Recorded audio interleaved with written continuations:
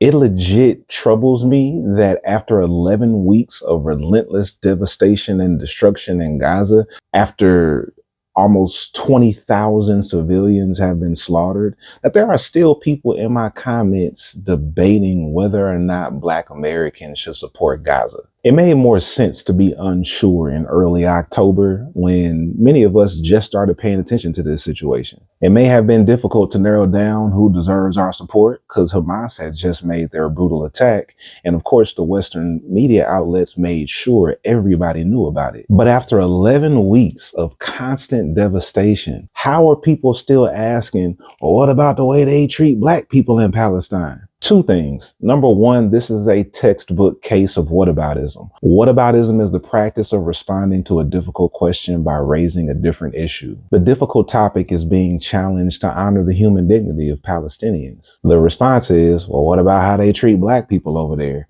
Which leads me to number two. What about how they treat Black people over there? Doesn't that mean the Black people over there are being attacked by the Israeli military too?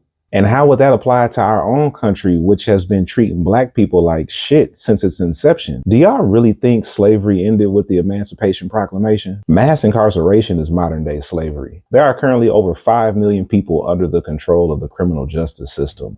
At the peak of chattel slavery, the slave population topped out at 3.9 million in 1860, which means there are over 1.1 million more people under the control of the criminal justice system today than there were slaves in 1860. Black people make up 13% of the U.S. population, but we make up almost 40% of the incarcerated population in the United States. And indigenous people are incarcerated at a higher rate than Black folk. What if our homes and apartment complexes were being bombed here and the rest of the world said, oh, we're not going to help those Americans because of how they treat Black and indigenous folk? That's literally how ridiculous this argument is. Again, if you don't want to use your platform to advocate, then don't. But stop reaching for arguments to try to, one, dissuade others from advocating, and then two, justify your own laziness. We are quite literally talking about matters of life and death.